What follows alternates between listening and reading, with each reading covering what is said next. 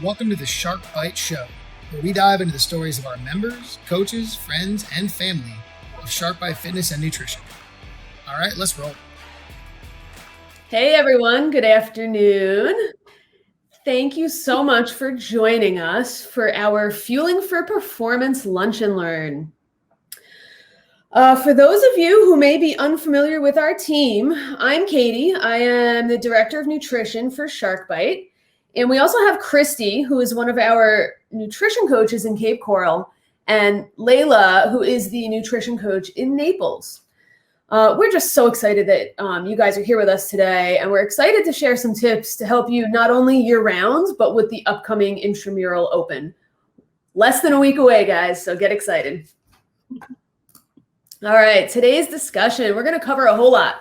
We are going to cover the week before, the day before, the day of and during, morning workouts, evening workouts, after workouts, and hydration. We have a lot to get through, so I'm going to get started right away. But if you have any questions as we go along, please drop them in the chat. And be sure to hang out until the end, and we'll open up the floor to respond to anything you guys want to know more about. So, next slide. Here at Shark Bite, we believe that something as fundamental as nutrition shouldn't be complicated. And that's why we focus on a simple, habit-based approach. We are here to help you make lifestyle changes for sustainable success with your health and wellness goals. We'll work with you to foster a healthy relationship with food and avoid restrictive diets. Guys, there is nothing worse than a restrictive diet. And the thing with them is that they just don't work and they don't last and you're miserable. We do not do that here at Shark Bite. All right, guys. So I have a question for you guys. Have you ever started a workout and quickly realized that you didn't have enough in the tank to finish it? Or have you ever hit that wall and just looked at the clock wondering why it's moving so slow? Because I know I definitely have. Odds are you have experienced that feeling before, and myself definitely included. I actually remember my first CrossFit workout. It was an early morning class, and I started to feel lightheaded halfway through the class. And I remember the coach approached me to see if I was okay. And I explained that I wasn't feeling great and wasn't sure if I could finish the workout.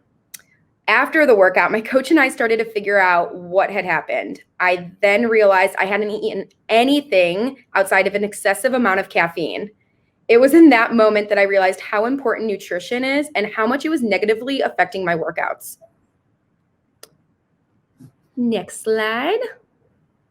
So today we're going to talk about the best ways to fuel the day before an event, the day of the event, and how to best fuel for recovery. Before we begin, though, I do want to be more specific about who this nutrition talk is for.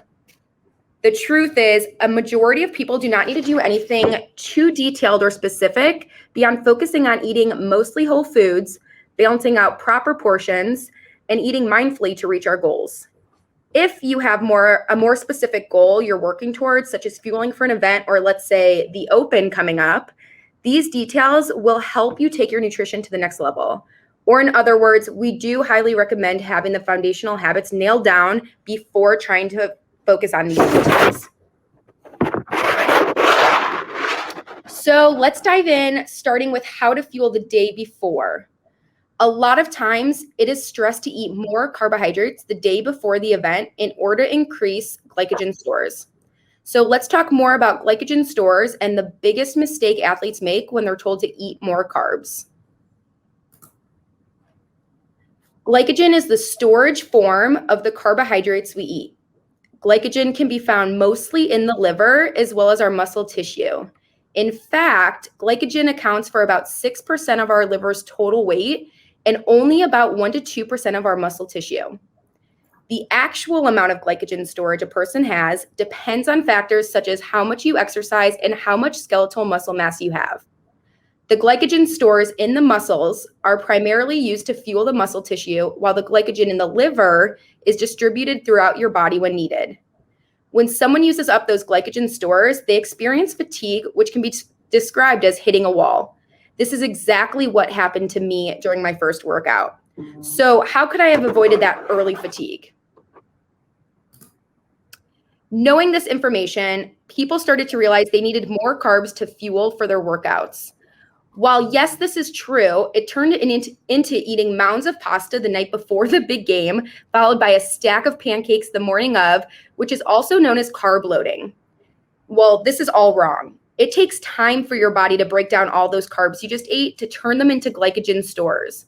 While carbs are admittedly very important to fuel for our workouts, there is a way better way to do this. So here is the secret. Nothing fancy. All the things we stress on a daily basis, such as eating whole foods, getting a balance of carbs, fats, and proteins, eating consistently, including snacks between meals, and staying hydrated is what you should be doing the day before that workout. AKA keep things as consistent as possible. In our nutrition program, we really try to focus on just one thing at a time. So if you're looking for a secret, here it is. That's right, the plate method. The day before your workout, if you're looking to fuel for success, use the plate method. Half your plate with non-starchy veggies, a quarter of your plate with lean protein, and a quarter with starchy carbs with healthy fats. So a way to up your pregame. Now, while eating a balanced diet the day before is going to set you up for success, you should always consider 3 tips.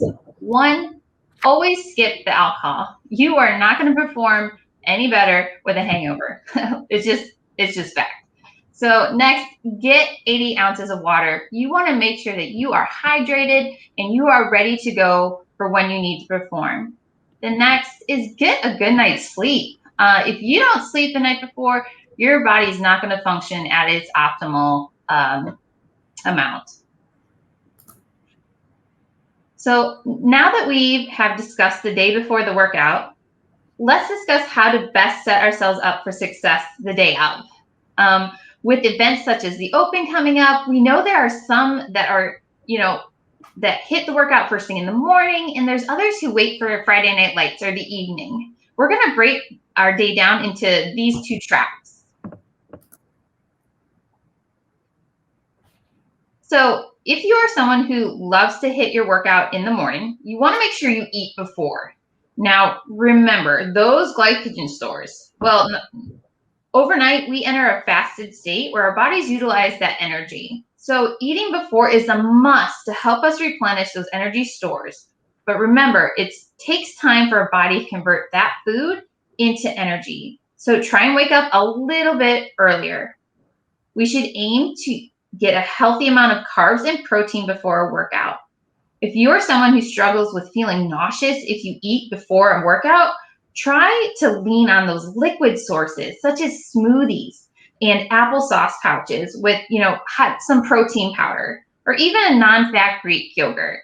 Liquid sources are easier for our body to digest and to really utilize that energy quickly. So notice that we suggested carbs and proteins, but not fat. Fat slows the digestion process down because it's digested last. So having that delay in gastric emptying can really slow down the amount of time the carbs and protein can get into your cells, and you can actually use them for what you're looking for in your performance. If you are one who hits the workouts in the evening, which I typically do, it's encouraged to have a normal balanced breakfast, lunch, and a few snacks. We want to fuel ourselves throughout the day and also have additional carbs right before a workout. Again, a liquid such as applesauce is ideal. So either a protein drink, applesauce pouch, or that Greek yogurt is a great thing to do right before or within about a 30-minute window of your workout. The last 2 aspects for nutrition on the day are, first, don't try anything new the day of the event. This is a big one because we don't know how a new food's going to react to our bodies. Some of us have really temperamental digestion, and you do not want to have upset digestion right before a competition or a workout.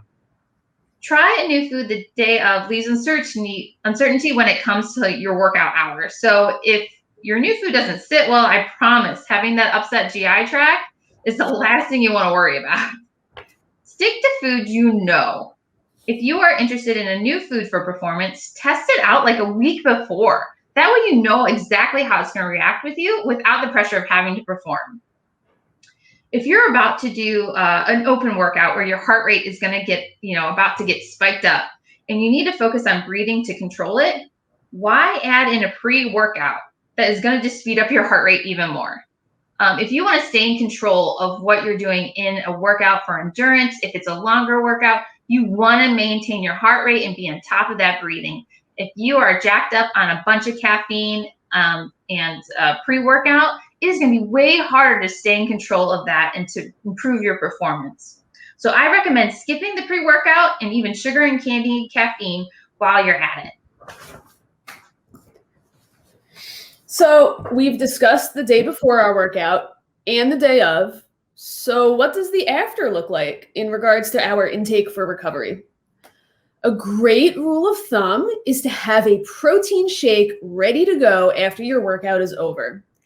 Adding a carb to this shake, such as coconut water, is also recommended to help you replenish and refuel your body for recovery. This is actually my preferred post-workout choice. It's easy, it's fast, and it's super convenient. If we dig a little bit deeper, you can consider a ratio of 2-to-1 carbs to protein. Now, what the heck does that mean? It means, for instance, that you should aim for about 2 to 4 grams of carbs for every 1 gram of protein. So what we've listed here are some really good post-workout food options. So take note of these. And if you'd like us to send you this list afterward, just drop a comment in the chat and we'd be happy to do so. Let's also touch on the importance of putting all of this together. If you aren't eating all day and then have your post-workout shake, you can't expect to perform your best or be able to replenish and refuel properly. Consistency throughout your day is so important. So for those of you who love your post-workout treats, such as pizza or donuts, consider these healthier options instead. You might be looking at these pictures and thinking, how are these healthier? I promise you they are, and they have a good ratio of carbs to protein. If you signed up earlier, you already received these recipes, and if you'd like to receive them, place your name in the chat, and we'd be happy to send them to you. Well, our bodies are more sensitive to glucose after a workout, meaning we can get it out of our blood and into our cells faster. We still want to focus on good quality whole foods. These options can help you refuel and satisfy that craving at the same time. A common question that we get asked is, what kind of protein or what brand should I get? Did you know that the supplement industry is not regulated by the FDA? This means that supplement companies don't have to be truthful about what they're putting into their products. So you want to find a product that has quality ingredients and you want it to taste good, right? Because if it doesn't taste good, then you're not going to want to use it. Here at SharkBite, we recommend Driven Nutrition products. Not only do we recommend them, but we use them on a daily basis.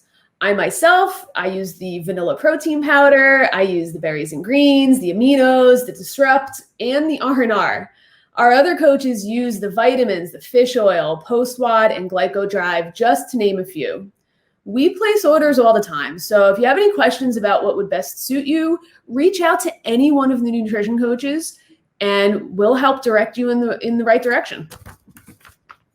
All right, so we have our post-workout protein and carbs, but what does the day after look like to help us recover to get ready for the next one? The best thing that you can do for yourself is staying consistent with your intake, especially protein, and allowing yourself to take a rest day when needed. Fueling for success is not only about what you do right around the workout, it's about what you are doing consistently every day. Hydration. Water is really essential, guys. Staying hydrated is often overlooked, but did you know that dehydration can decrease your performance by up to 20%? Avoid sports drinks and stick with regular water or coconut water with no sugar added. Body water absorbs heat from your muscles and sweat dissipates heat. This is especially important down here in the Florida heat. Sweat will keep you from overheating during exercise and in hot environments. Fruits and veggies are a great way to meet your hydration needs. They're mostly made out of water, and they'll help you get lots of vitamins and minerals at the same time. Meeting your minimum goal every day means drinking half of your body weight in ounces. So for a 140-pound person, they should be getting a minimum of 70 ounces of water a day. So ask yourself, am I even meeting that minimum? A great idea is to get a reusable bottle of water and carry it with you everywhere. Let's say the bottle of water is 30 ounces and your goal for the day is 90. You only need to drink 3 bottles. If you aim for 1 before lunch, 1 before dinner, and 1 before bed, you can easily finish that 90 ounces. It may feel like a lot if you're not used to it, but I promise you it will get easier, and most of all, you'll feel better. So we really hope, next slide, sorry guys. Don't forget to take advantage of all the free resources that we offer. Our YouTube channel has so much great info, from recipes to exercise demos to nutrition videos and so much more. These are all free for you to stay on track or to get started with your goals. You guys, thank you so much for joining us today. If you're looking to dial in those details or just work on foundational habits, schedule a free intro. We can talk more about your goals and how we can help you reach them. Now we're going to open it up for questions. We have covered so much today. We realized that, there may be things that we didn't touch on that you guys want to learn about. So drop those questions in the chat. And if you don't feel comfortable asking publicly, you can choose to send your questions directly to one of us coaches.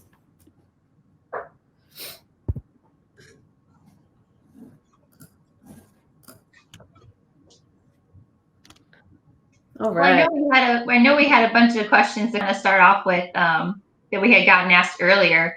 Do you want to hit on those first? Sure. You want to? I do have them pull up if you guys want.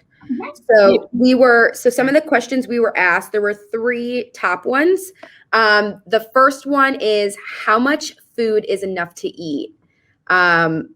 I will say my opinion, and then if the other coaches want to jump in, they're more than welcome to. I think the first step is to kind of track to see what you're eating. Because if you don't have that data, how do you even know how much intake you're having? From there, you kind of just start adding food. So I like to kind of add like 100 calories per week to every 2 weeks. And you have to listen to your body. So a big thing is talking to your coach, like, hey, I added in food and I feel great. Or if you're like, hey, it still wasn't enough, I'm not recovering, I'm not feeling good, I kind of feel like shit, then you kind of know that you need more food. And it's just a trial and error. So it's going to take time. It's not something where you just know how much food you need. If you work with a coach, it's a lot easier just because they can kind of help guide you in that direction. But it is possible to do on your own. It's just trial and error. Slowly add food in, listen to your body, see how your sleep is, see how you're recovering, see how your workouts are going, and watch your energy levels throughout the day. Perfect. I mean, that covers everything, right? Slowly adding the calories in is so important, right? If you add too many in at once, you're going to feel like crap. Mm-hmm. Focusing on how you feel, right? Like there's no one size fits all. So when people say like, how much should I be eating? It's really, we don't know what your body wants, right? So if you're thinking about like, how much should I be eating before a workout? I would recommend starting off real slow and at least an hour beforehand. My stomach is sensitive. If I eat any closer than an hour beforehand, I don't feel good. But that's different for everybody. Some people eat right before they work out and they're fine. So really, there's no one answer. It's trial and error. Mm-hmm. Totally agree. Okay. Our next question was, what is a good way to fuel after a workout if you don't eat carbs? So what's really good with this is that, a lot of people think of carbs as just as pasta, noodles, rice, those are carbohydrates. But really, a bunch of whole foods are carbohydrates too, which are fruits, vegetables, legumes, beans. All of those are carbohydrates, and all of them are needed. And so if you're not big on, maybe avoiding, if you don't particularly would like to eat, breads and pastas and things, fill up on vegetables and fruit. Like, get those in there. Carbohydrates are your friend. They're your number one fuel source, especially when doing workouts and performing. So you need them in your body, especially before a workout and after. So don't shy away from those things. They're there to help you, and that's what your body really needs to perform well. That's such a good point, Kristy, right? Like, we think carbs, like we automatically think like bread. Like, that's not just, those aren't the only carbs, right? There's so many good carbs out there. Really good. Okay. And our last one was, I'm looking for ways to stop or reduce my sweet tooth and resist the weekend snacking habit. I love sweets, and I notice that if I don't incorporate them daily, that I will go and get Ben and Jerry's and eat the entire thing in 5 minutes. With one of my clients, one thing we've been working on is go and grab like a nice quality chocolate bar, split it up into 7 pieces, individually bag them, and just know that you get those throughout your day. So if you want to eat it, for lunch, you can. If you want to save it for later in the day, that's great. But I think that if you restrict yourself from eating foods that you enjoy and love, it's going to end up turning into a disaster. And like you said, the weekend snacking, typically it's because we're restricting ourselves from foods we enjoy, and we might not be eating enough. So that's the same, that kind of goes back to, how do I know if I'm eating enough? If you tend to see that over the weekend you're snacking, you probably could up your calories each day throughout the week. And you might notice that you might not be snacking as much over the weekend. Yeah. Heck yeah. I also eat sweets every day, right? Like, if I don't, I will do the same thing. I love chocolate chips. So I will have like a little cup of chocolate chips every night after dinner. I mean, it's after dinner when I crave it, right? Like, I want dessert. I don't, restrict that, because if I do, then I'm going to go buck wild because I miss it. Restrictions that make you crave and binge will never work, right? So incorporating it is so important. Mm-hmm. Yeah, restriction is not the name of the game, people. Everything, moderation is good. Don't cut yourself off from things. Other things too is make sure you eat fruit during the day. If you are just really low on sugar throughout the day, you're gonna dip down, and then all of a sudden you're gonna want to like binge like no other, like Leila was saying, like down in that ice cream, because you're craving it so much. So definitely just keep your blood sugar steady throughout the day. Eat that fruit. Don't shy away. Don't feel like a banana has a lot of sugar. It's okay. It's a whole food. It is good for you. So don't think that just by restricting those things, it's gonna make you binge later. So definitely eat throughout the day. Whole food fruits is definitely your friend too, as well. Absolutely. I totally agree. I see a question here from Winter. She's asking, how often would you recommend reviewing macros to see if they need to be added or reduced? I think this really depends on your goals, what your timeline is, how you're feeling, right? Like, there's so many factors that go into that. So like, if you're feeling good, but you have an aggressive goal, then you're going to want to revisit that more often. If you're feeling good and you don't have an aggressive goal, then I would say roll with it, right? This is something that you could talk to your coach about, and that they can absolutely help you. I feel like when you are doing a cut or even doing a reverse diet, slow and steady is the name of the game, right? So sticking with things for at least 2 to 4 weeks, if not 6, at a time is the way to go. So if you are reviewing your macros any sooner and making quick changes, you're really not giving your body enough time to adjust. So again, it's so personalized, right? Like, there's no one size fits all answer. But great question. All right, let's see. Ryan, how much and what to eat between WODs on comp day? I personally, again, it's so hard because it's not a one size fits all. You kind of have to know how your body feels. What I recommend doing is to kind of play around with it during workouts, a couple weeks prior to see what your body can handle before a workout. Depends again how far away the workouts are from each other. If it's, an hour between, maybe doing like a protein shake, something that you can, get down quick right after a workout to kind of allow your body to kind of break that down. If you have like 2 to 3 hours between, you're going to treat it just like you would a normal workout. I wouldn't think of it as much as a comp day as like I would individual workouts. So approach each one as if you're doing a separate workout for that day. But again, everyone's going to be so different. I personally my body takes a while to break things down. Just like Katie's saying, her stomach was sensitive. Mine is as well. So I can't really eat like chicken and rice in between a workout. It just wouldn't feel good. I'd feel super heavy. But I can do something like a quick little PB&J sandwich, or I can do something like a banana, even a protein shake. I would definitely play around with it before the competition though, and try to do that like you could do it just like if you were going to a workout at the gym. Try a couple things and see kind of how your body adjusts and reacts. Again, if you're working with a coach, you guys can kind of play around with that prior to the competition. But as Kristy was saying earlier, don't do anything that your body's not used to. A lot of people think that they need to do special nutrition for the day of. You want consistency and you want to have foods that your body is used to. That's a great thing too. That's what you said with just treating each workout as if it was just a workout. Don't take it as like a whole day and try and plan it all out. See how you feel. You might be wrecked after one workout if you're in a competition. And then if you're moving into another one that, maybe you shouldn't eat before that because that one was like really rough. But the main thing is you do want to eat between workouts. You want to fuel yourself. Do not go into a competition day with multiple workouts and not eat in between because you will tank like no other.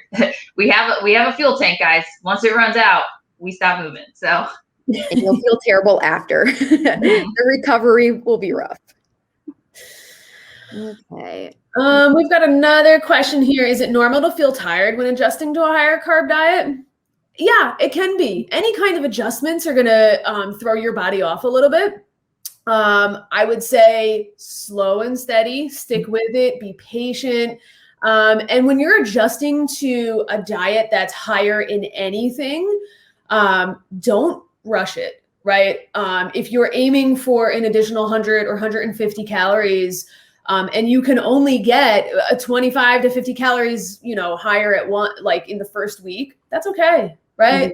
Mm-hmm. Trying to eat so much all at once will definitely not react well with your body. So again, take it easy, nice and slow. Mm-hmm. You guys have any experience with that? I want to talk about that. I think that it's one of those things that listening to your body, if you realize like you added in so many carbs at once and your body's not responding well to it, maybe pull back a little bit and cut that in half and try that out for a little bit.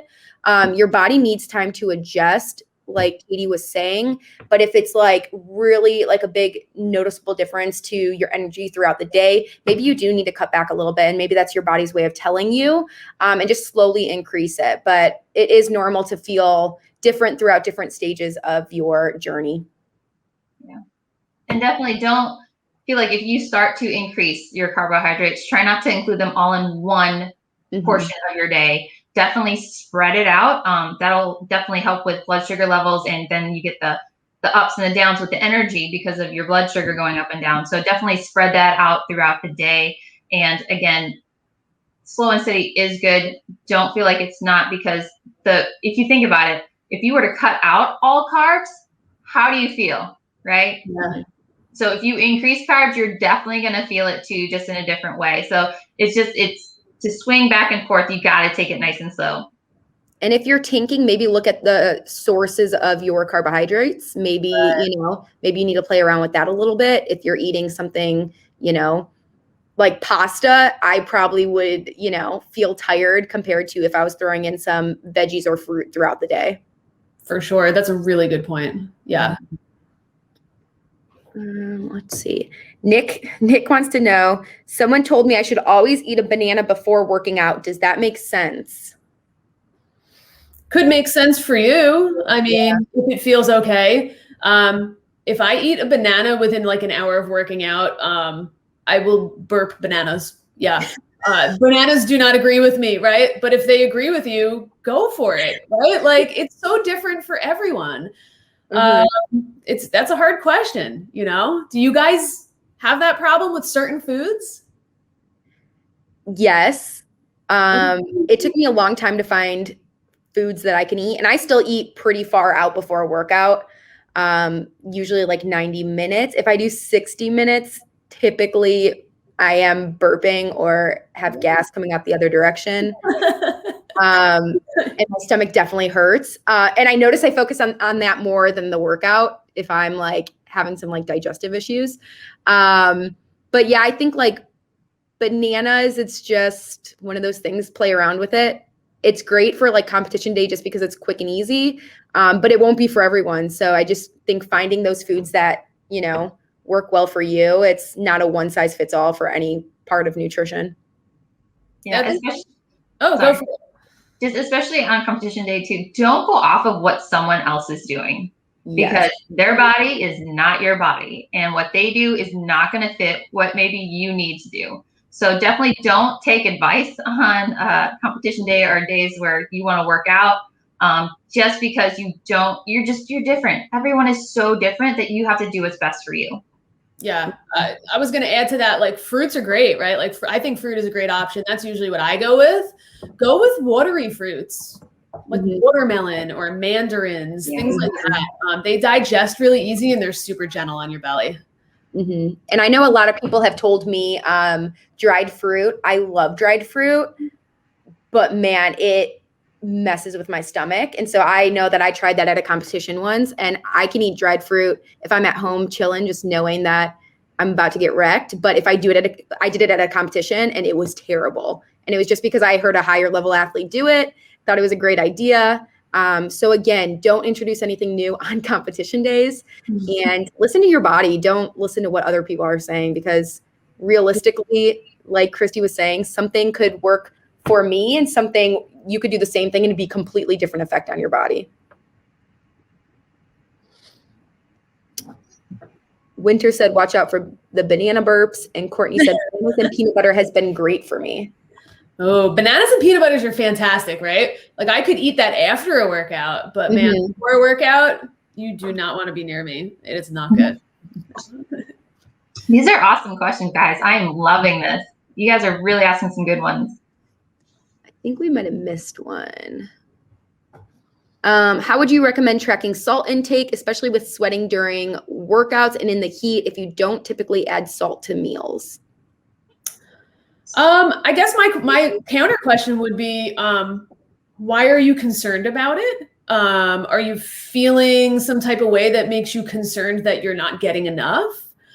It is hot as hell down here. And when you're working out, you're going to sweat a lot, right? So if you're not adding salt to your meals, you should definitely keep in mind that a lot of salt is added already to meals. So maybe you're getting enough. And if you feel like you're not, perhaps you need an electrolyte drink, but I would love to dig into that further to know if that you're not feeling well. And then I would address it from there.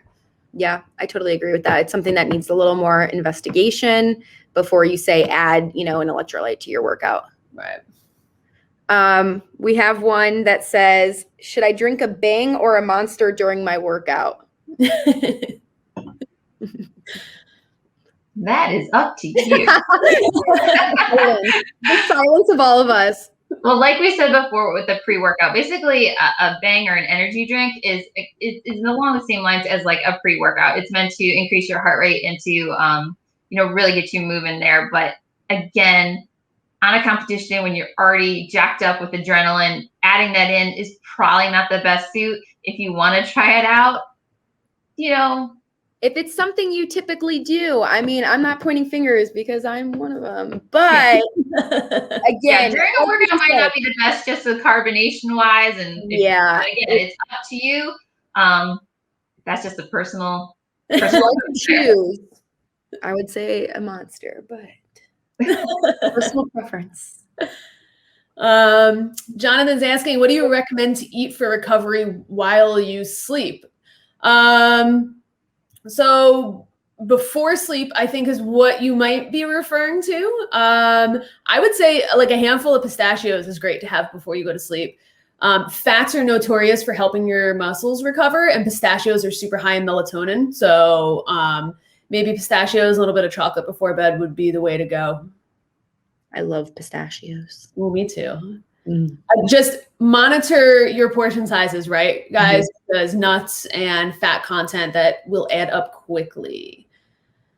And that's also one thing to play around with too, because if you want to recover while you sleep, but you have a workout in the morning, just think about how your sleep quality is going to be. Because the more you eat at night, if you eat a large meal right before bed, it might disrupt your sleep as well. So just because your body's digesting it, it can, make your body wake up more, not sleep as good a quality wise as soundly. So also keep that in mind when you're thinking about what you're eating before bed.